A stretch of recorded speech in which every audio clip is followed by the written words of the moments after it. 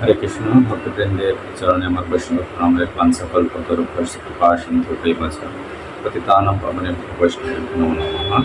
ভক্তবৃন্দ, এখন পুরুষোত্তম মাস চলছে। পুরুষোত্তম মাসে আজ আমরা ভাগবত কথা শ্রবণ করছি। ভগবান শ্রীকৃষ্ণের লীলা কাহিনী দশম স্কন্ধে ভগবান শ্রীকৃষ্ণের লীলা কাহিনী বর্ণিত হয়েছে। দশম স্কন্ধে দশম অধ্যায় আজকে আমরা পাঠ করব। এই অধ্যায়ে মোট শ্লোক সংখ্যা 43টি। আমরা আজকে 1 থেকে 10 নং শ্লোক পর্যন্ত পাঠ করব।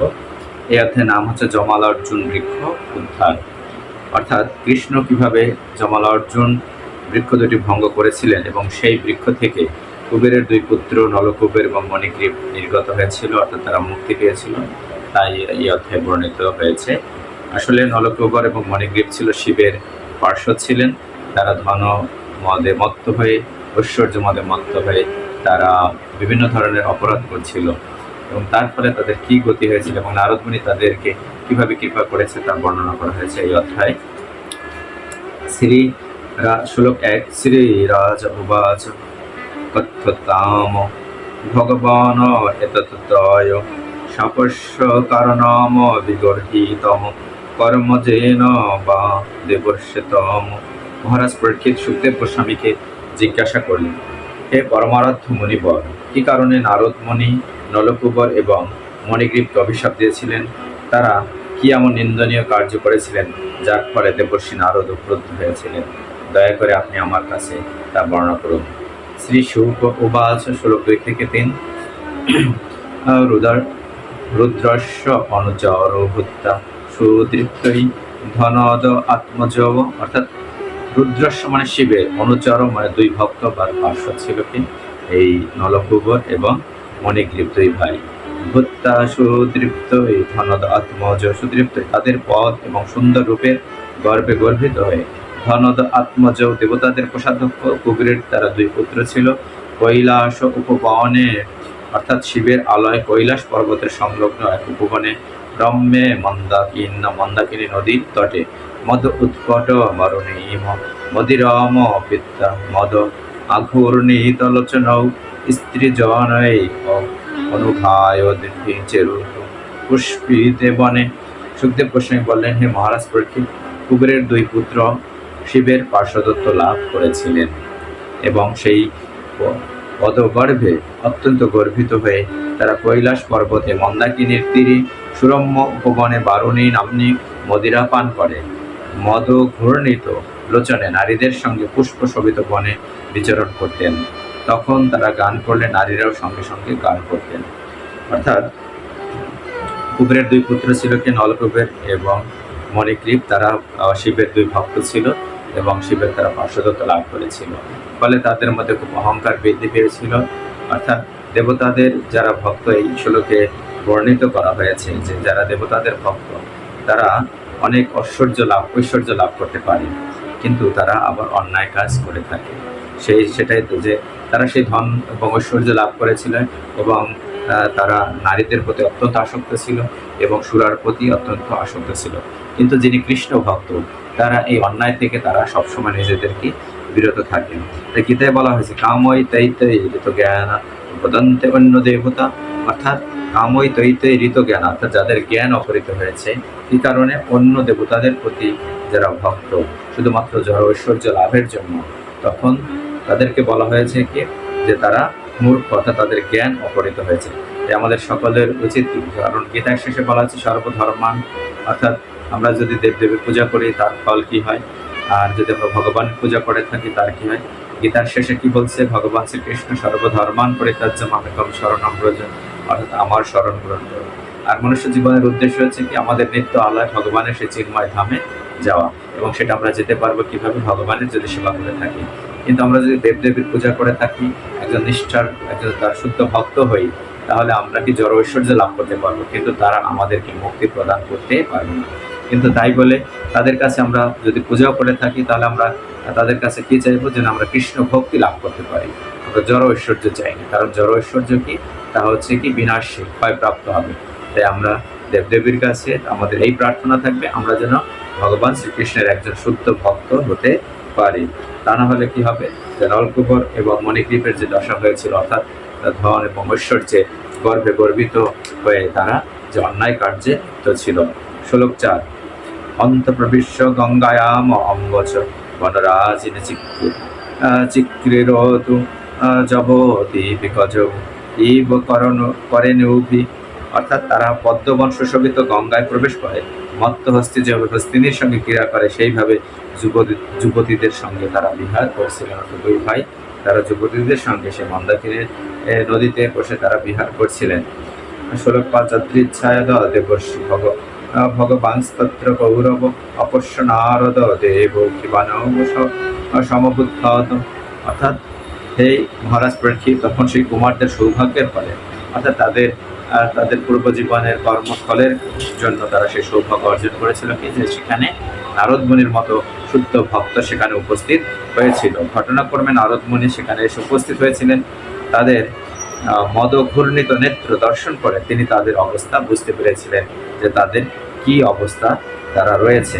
তাৎপর্য বলা হয়েছিল সাধুসঙ্গ সর্বশাস্ত্রে হয়, লবমাত্র সাধুসঙ্গ সর্বসিদ্ধি হয়। অর্থাৎ যে শুদ্ধ ভক্তকে নারদমুনি ভগবানের একজন পার্শ্বদ।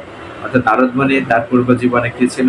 নারদমুনি ছিল দাসীর পুত্র, কিন্তু তিনি এই চাতুর্মাস্য ব্রতে সাধুদের সঙ্গ করার ফলে লবমাত্র ক্ষণিকের জন্য সাধু সঙ্গ করার ফলে তার ভগবানের পার্শ্বদত্ত লাভ করেছিল। এখানে একজন শুদ্ধ ভক্ত উপস্থিত হয়েছে যে কুবেরের দুই পুত্রের কাছে তার অন্যায় করছিল, তাই সেটা তাদের জন্য সৌভাগ্য, কারণ সে সাধুদের সঙ্গ করবার তাদের সুযোগ হয়েছিল সামান্য ক্ষণের জন্য। তাই বলা হয়েছে কি সাধু সঙ্গ সর্বশাস্ত্র কয়।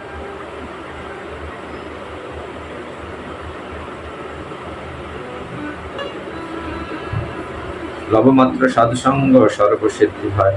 অর্থাৎ লবমাত্র মানে কি ক্ষণিকের জন্য যদি সাধুসঙ্গ করতে পারি তাহলে আমাদের কি হবে? সমস্ত সিদ্ধি আমরা লাভ করতে পারবো। আবার বলা হয়েছে ব্রহ্মাণ্ড প্রমিতে কোন ভাগ্যবান যে গুরু কৃষ্ণ প্রসাদে পায় ভক্তিলতা বীজ। সমস্ত জীব তাদের কর্ম অনুসারে, অর্থাৎ একবার নিম্ন জনিতে একবার নিম্ন, অর্থাৎ তাদের পতন হয় একবার তাদের ঊর্ধ্বলোকে যায়, একবার নিম্নলোকে যায়, এভাবে তারা ভ্রমণ করতে থাকে। অর্থাৎ আমরা জন্ম মৃত্যুর চক্রে আবর্তিত হতে থাকে।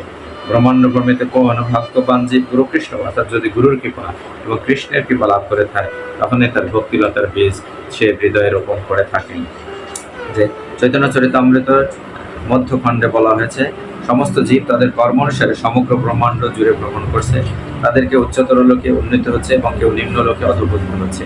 এইভাবে ভ্রমণরত কোটি কোটি জীবের মধ্যে যিনি অত্যন্ত ভাগ্যবান তিনি কৃষ্ণের কৃপায় সৎগুরু সাধু সঙ্গ লাভের সুযোগ পান। তাই নলকুবের এবং মণিগ্রীব তারা নারদ মুনির মতো শুদ্ধ ভক্তের সঙ্গ লাভ করবার সুযোগ পেয়েছিল। আমরা দেখতে পাই যে ধ্রুব মহারাজও কি নারদ মুনির একজন শিষ্য এবং প্রহ্লাদ মহারাজও কি নারদ মুনির শিষ্য। তাই শুদ্ধ ভক্ত সঙ্গ লাভ করলে কি এই জন্ম মৃত্যুর চক্র আমরা সেটেল করতে পারবো। তিনি আমাদেরকে শিক্ষা প্রদান করবেন যে আসলে আমাদের এই মনুষ্য জীবনের উদ্দেশ্য কি, আমাদের কি কর্তব্য কর্ম।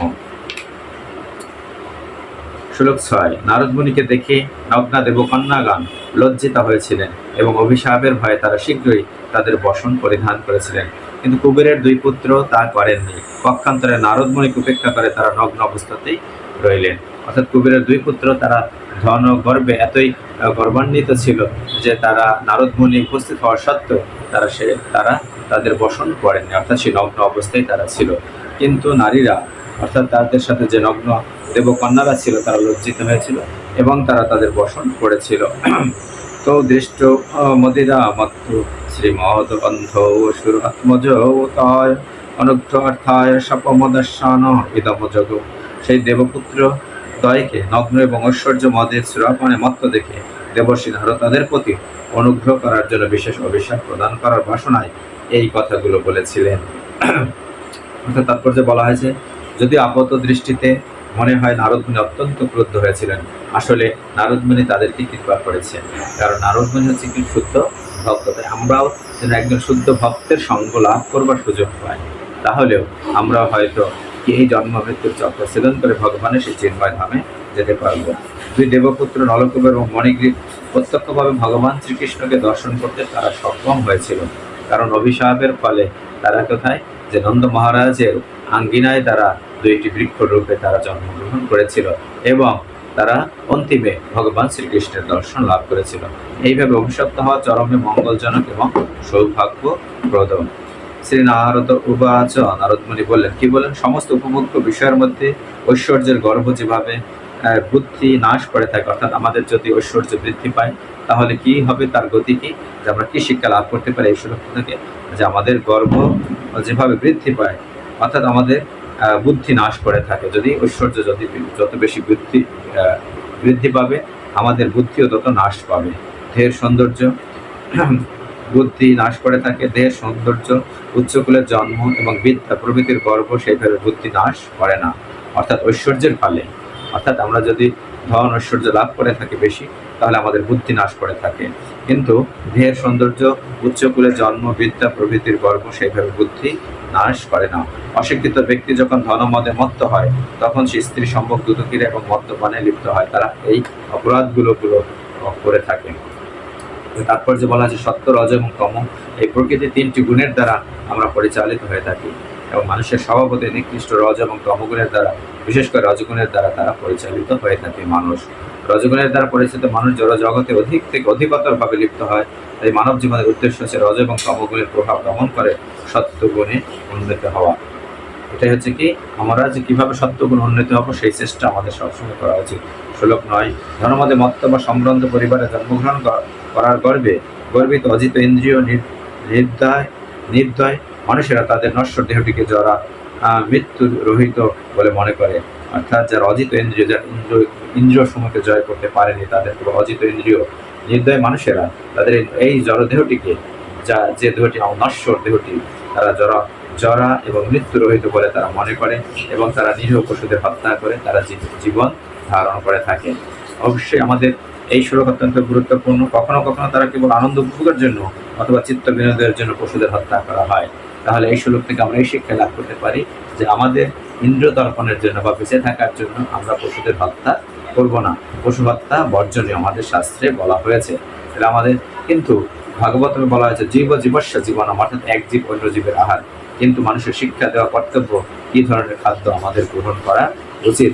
এই উপনিষদে বলছেন কি, তেন ত্যক্তেন ভুঞ্জিতা, মানুষের জন্য যে আহার নির্ধারিত রয়েছে তাই তা গ্রহণ করা উচিত। ভগবত গীতায় বলা হয়েছে রাজবিদ্যা রাজগুজ্জ নবম অধ্যায়ের 26 নং শ্লোকে, পত্রম পুষ্পম ফলম তো অয়ম যৌমে ভক্ত প্রদর্শতি তথাম ভক্তি করে তোমার স্বামী প্রযুক্তাপন, অর্থাৎ পত্র পুষ্প ফল জল যা ভক্তি সহকারে, যা ভগবানকে নিবেদন করা যায় তাই, এবং ভগবান অত্যন্ত প্রীতি সহকারে গ্রহণ করেন, এবং ভগবানকে যা নিবেদন করা যায় তাই আমাদের গ্রহণ করা উচিত। শ্লোক 10 আজকের ভাগবত পাঠের আমাদের শেষ শ্লোক। দেব সংহিতাম, অর্থাৎ রাষ্ট্রপতি, মন্ত্রী অথবা দেবতাদের মতো মহান ব্যক্তির শরীর, অপি দেব সংহিতাম অপি অন্তে কৃমি বীট ভস্ম সংহিতাম, অত্যন্ত গুরুত্বপূর্ণ কথা। কৃমি অর্থাৎ কৃমিতে পরিণত হয় এই জড়দেহটা। অবশেষে যদি অগ্নিতে আমাদের জড়দেহটা, যখন আমরা এই জড়দেহ ত্যাগ করব, তখন এই জড়দেহের কি গতি হয়? কৃমিতে পরিণত হবে। কখন কৃমিতে পরিণত হবে? যদি অগ্নিতে দাহ না করা হয়, তাহলে জড়দেহটা কৃমিতে পরিণত হবে। তারপর কি বলা হয়েছে? কৃমি বীট অর্থাৎ বিষ্ঠায় পরিণত হবে যদি এটাকে দাহ না করা হয়। কৃমিতে বিষ্ঠায় অর্থাৎ সেই বিষ্ঠা পরিণত হবে, এবং অর্থাৎ এই জড়দেহটি তখন কুকুরের খাদ্যে পরিণত হবে। তখন কি হবে? বিষ্ঠায় পরিণত হবে। ভস্ম সঙ্গে অথবা ভস্মে, যদি অগ্নিতে দাহ করা হয় তাহলে ভস্মে পরিণত হবে। সংগীতম ভূতদ্রুক, ভস্মের ভূতদ্রুক, যে ব্যক্তি শাস্ত্র নির্দেশ না মেনে অন্য জীবের প্রতি হিংসা করে, অর্থাৎ বলা আছে ভূতদ্রুক, তার অর্থ তৎকৃত এইভাবে আচরণ করার ফলে অর্থম, ব্যক্তিগত স্বার্থের জন্য, কিংবে এদ নিরয় জগত, এই প্রকার পাপ কর্মের ফলে তাকে অবশ্যই নরক যন্ত্রণা ভোগ করতে হবে। অর্থাৎ পশু হত্যা করে যদি সে জীবিকা নির্বাহ করে থাকে, অর্থাৎ তার ইন্দ্রিয় তর্পণ করে থাকে, বেঁচে থাকে, তাহলে তাকে অবশ্যই পাপ কর্মের ফলে তাকে নরক যন্ত্রণা ভোগ করতে হবে। অনুবাদ: জীবিত কালে নিজেকে একজন প্রভাবশালী বড় মানুষ, মন্ত্রী, রাষ্ট্রপতি অথবা দেবতা মনে করে কেউ তার দেহের জন্য গর্বিত হতে পারে, তার জড়জাগতিক উচ্চ পদের জন্য গর্বিত হতে পারে। কিন্তু যেই হোক না কেন, মৃত্যুর পর তার দেহ কৃমি, বিষ্ঠা অথবা ভস্মে পরিণত হবে। যদি কেউ তার শরীরে তৃপ্তির জন্য নিরীহ প্রাণীদের হিংসা করে, পরবর্তী জন্মে সেই জন্য তাকে কষ্ট ভোগ করতে হয়। সেই কথা না জানলেও এই প্রকার দুষ্কর্মের জন্য সেই দুষ্কৃতিকারীকে নিঃসন্দেহে নরকে প্রবেশ করে তার কর্মফল ভোগ করতে হবে। অর্থাৎ মনুষ্য জীবনের গতিকে যদি আমরা আমাদের বেঁচে থাকার জন্য আমরা পশু হত্যা করে থাকি, আমিষ গ্রহণ করে থাকি, তাহলে তার ফল কি হবে, যে আমাদের অবশ্যই আমাদের পাপ কর্মের ফলে নরক যন্ত্রণা ভোগ করতে হবে। এ থেকে আমরা যেন মুক্তি পেতে পারি, আমরা যেন প্রসাদ গ্রহণ করতে পারি, ভগবানকে নিবেদিত অন্ন গ্রহণ করতে পারি, সেটাই আমরা প্রার্থনা করি যে আমরা যেন ভগবানকে নিবেদিত অন্ন গ্রহণ করতে পারি, অর্থাৎ মহাপ্রসাদ পেতে পারি। হরে কৃষ্ণ। এটা হচ্ছে কি আজকের মূল বিষয়, যে আমরা যারা জড় ঐশ্বর্য লাভ করতে চাই তারা কি করে, পাপ কর্ম করে। যদি অধিক ঐশ্বর্য হলে কি করে, তারা পাপ কর্ম করে থাকে। সেই শিক্ষা আমরা পেলাম। কিন্তু একজন শুদ্ধ ভক্তের সঙ্গ যদি আমরা লাভ করতে পারি, তাহলে আমরা জন্ম মৃত্যুর চক্র ছেদন কিভাবে করা যায় সেই শিক্ষা লাভ করতে পারবো। এবং আমরা যদি পশু হত্যা করে জীবন নির্বাহ করে থাকি, তাহলে আমাদের কি হবে, পাপ কর্মের ফলে নরক যন্ত্রণা ভোগ করতে হবে। তাই আমরা ভাগবতম প্রতিটা শ্লোক অত্যন্ত গুরুত্বপূর্ণ, আমাদের প্রতিদিন ভাগবত কথা শ্রবণ করতে হবে। এটা গীতা এবং ভাগবতমের পার্থক্য এটাই। গীতা হচ্ছে কি সূত্র বা নির্দেশ, এবং ভাগবত হচ্ছে কি তার প্রয়োগ। যেমন একটি পাখাটা কিভাবে তৈরি হয়েছে, ফ্যান, এটা হচ্ছে যে কি সূত্র মেনে তৈরি করা হয়েছে, সেটা হচ্ছে সূত্র, একটা নির্দিষ্ট সূত্রের উপর ভিত্তি করে তৈরি করা হয়েছে। এবং পাখাটা হচ্ছে কি তার প্রয়োগ, অর্থাৎ ফ্যানটা হচ্ছে কি তার প্রয়োগ। ভাগবতম হচ্ছে কি যে শুদ্ধ ভক্তদের লীলা কাহিনী, ভগবানের কাহিনী বর্ণনা করা হয়েছে, যার মাধ্যমে আমরা আমাদের জীবনে সমস্ত সমস্যার সমাধান আমরা খুঁজে পাবো। তাই আমাদের ভাগবতমের আশ্রয় গ্রহণ করা উচিত। গীতার মাধ্যমে আমরা জানতে পারবো শ্রীকৃষ্ণ হচ্ছেন পরমেশ্বর ভগবান, এবং গীতার মাধ্যমে জেনে আমরা শ্রীকৃষ্ণ যে পরমেশ্বর ভগবান, আমরা সেই ভগবানের লীলা কাহিনী, ভক্তদের শুদ্ধ ভক্তদের লীলা কাহিনী শ্রবণ করবো সব সময়। তাহলে ভগবান শ্রীকৃষ্ণ আমাদের হৃদয়ে অভ্যন্তরে বসে থাকবে, অন্য কোথাও যাবে না। হরে কৃষ্ণ। সকলের মঙ্গল হোক, সকল ভগবত থেকে প্রার্থনা করি। হরে কৃষ্ণ।